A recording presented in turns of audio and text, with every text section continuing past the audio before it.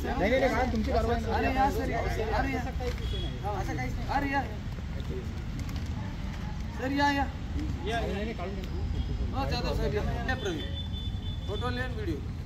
नेहमी नवीन तंत्रज्ञानाच्या नवीन वाहनाच्या शोधात असतो आणि मागील 7-8 वर्षापासून जेव्हापासून याला परमिशन भेटून जर कोर्टानं बंदी आणली असेल आणि बियाणं आणि तंत्रज्ञान लिकेज झालं असेल तर आणि शेतकऱ्याच्या दारात पोहोचलं असेल तर तो अनुभवानं त्याच्यात तो समोर जातो।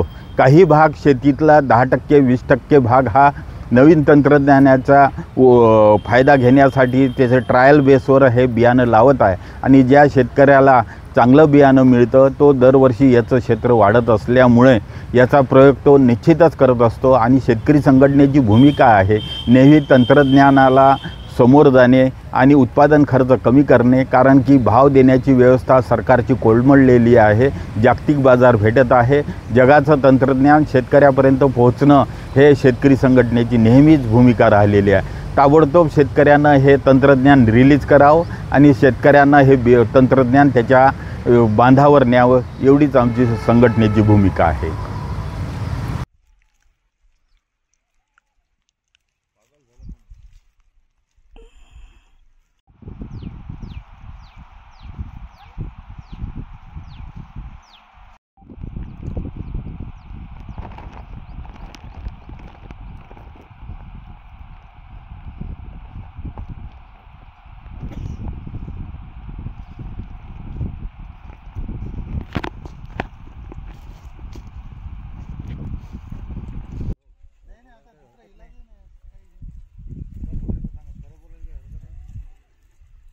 आधारित आपली या ठिकाणची अर्थव्यवस्था आहे आणि मॅक्झिमम कृषीवर इथे शेतकरी जगत आहे।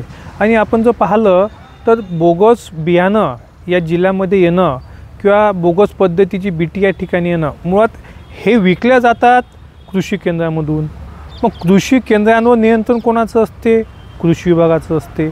मग कृषी विभागाचं संगनमत या बोगस बियाणे विकलेलं आहे का हेही या ठिकाणी आपण पाहिलं पाहिजे। कदाचित कृषी विभाग पोलीस विभाग यांना शासनानं काहीतरी छुपी परवानगी तर दिली नाही बोगस परवानगी विकण्याची, हा या ठिकाणी प्रश्न या ठिकाणी निर्माण होत आहे।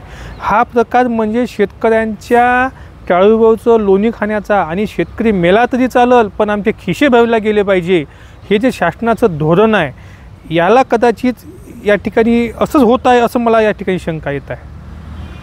आमची या ठिकाणी अशी मागणी आहे की शेतकऱ्यांना जे बियाणं विक्रीत मिळत आहे हे दर्जेदार असलं पाहिजे, त्याची उगमक्षमता असली पाहिजे। अनेकदा शेतकऱ्यांनी पेरल्याच्या नंतर लक्षात येते की हे बियाणं बोगस आहे, उगमक्षमताच नव्हती आणि त्यावेळेला ही वेळ शेतकऱ्याच्या हातून गेलेली असते। एक तर शेतकरी हा बियाणं खतं घ्यायसाठी कर्जबाजारी होऊन सगळं आणत आहे, हा काही तेव्हा आज पैसाच नाही हो। एक दुसरीकडे पाहिलं तर त्याला क्रॉप लोन मिळत नाही, कुठून तरी कर्ज काढायचं, बीटी बियाणं आणायचं किंवा चांगलं बियाणं घेण्याचा प्रयत्न करायचा हाच त्याचा प्रयत्न आहे। आणि याच्यातही जर त्याच्यावर असा आघात होत असेल तर शासनाने ही शेतकऱ्यांना आत्महत्येला प्रेरित केल्यासारखं होत आहे। हा प्रकार थांबला गेला पाहिजे असं मला वाटते। त्यानं 100% योग्य आहे। शेतकरी स्वतःला आत्महत्येपासून वाचवण्यासाठी या बियाणाचा उपयोग गेले 15 वर्ष करून राहिला, कारण सरकारी दुकानामधनं सरकार मान्य जे बीटी कापसाचं बियाणं आहे त्याला निंदन खुरपण करावं लागतं। 1 एकर निंदन खुरपण करायला 30,000 रुपयाचा खर्च आहे। यवतमाळ जिल्ह्यात एकूण 5 लाख हेक्टरवरती कापसाची लागवड होते। जुलै महिन्यात रोज 1 लाख हेक्टरचं निंदन खुरपण करावं लागतं, त्यासाठी 40 लाख मजूर लागतात। यवतमाळ जिल्ह्याची लोकसंख्या फक्त 31 लाख आहे। त्याच्याऐवजी हे बियाणं वापरून जर तणनाशकाची फवारणी केली तर एका हेक्टरला एकच मजूर लागतो, एकाला 1 लाख मजूर त्याला सहज मिळतात। दुसरी गोष्ट, ज्यावेळेस या बियाण्यापासून तयार झालेल्या कापसाची गुणवत्ता तपासल्या गेली तर ही गुणवत्ता सरकारमान्य बियाण्यापेक्षा सरस आहे असं गुजरातच्या कापूस व्यापाऱ्यांचं म्हणणं आहे। त्याच्यामुळे सरकारने 2008 साली याला मान्यता दिली होती, ती आता अडकवून ठेवू नये। तंत्रज्ञान हा सूर्य असतो आणि सूर्योदय कोणीही थांबवू शकत नाही, तसाच हा तंत्रज्ञानाचा सूर्योदय झालेला आहे। कृपा करून माध्यमांनी याला चोर म्हणू नये, माध्यमांनी या तंत्रज्ञानाच्या पाठीमागे खंबीरपणे उभं राहावं। हंगामाच्या सुरुवातीपासूनच कृषी विभाग शेतकऱ्यांना आवाहन केलेलं आहे की जे काही प्रतिबंधित STBT बियाणं आपण म्हणतो, तर असं बियाणं शेतकऱ्यांना कुठल्याही परिस्थितीमध्ये जे आहे खरेदी करण्यात येऊ नये, कारण त्याचं कुठलं आपल्याला बिल मिळत नाही आहे आणि काही जर्मिनेशनचा प्रॉब्लेम झाला किंवा आणखी काही पुढची समस्या निर्माण झाली तर त्यासुद्धा आपल्याला तक्रार करता येत नाही. आणि हे करत असतानासुद्धा आम्ही एकूण जिल्ह्यामध्ये तालुकास्तरीय 16 भरारी पथक आम्ही स्थापन केले आहेत आणि जिल्हा स्तरावरसुद्धा एक भरारी पथक स्थापन केले. असे 17 भरारी पथक जे आहेत जिल्ह्यामध्ये काम करत आहेत. आणि जसं आम्हाला त्यामध्ये माहिती मिळाली त्या अनुषंगाने आम्ही मागील या 8 दिवसामध्ये जे आहे राळेगाव असेल, मारेगाव, सावर, नंतर माणिकवाडा इथे 4 ठिकाणी जे आहेत 4 इसमाविरुद्ध जे आहेत आपण याच्यामध्ये FIR आपण लॉन्च केलेले आहेत.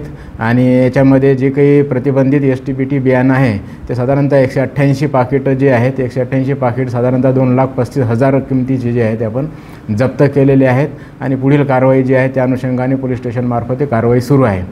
हे आपल्या चॅनलच्या माध्यमातून माझं अजूनही शेतकऱ्यांना आव्हान आहे की आपण कुठल्याही परिस्थितीमध्ये जे आहे की कृषी केंद्रामधूनच जे आहे बियाणं आपण खरेदी करावं आणि त्याची रीतसर पोचपावती घ्यावी, जेणेकरून आपल्याला पुढील काही समस्या निर्माण झाल्यास आपल्याला सदर कृषी विभागाकडे आपल्याला जी तक्रार करता येते आणि तक्रारीचं आपल्याला निवारण करता येते.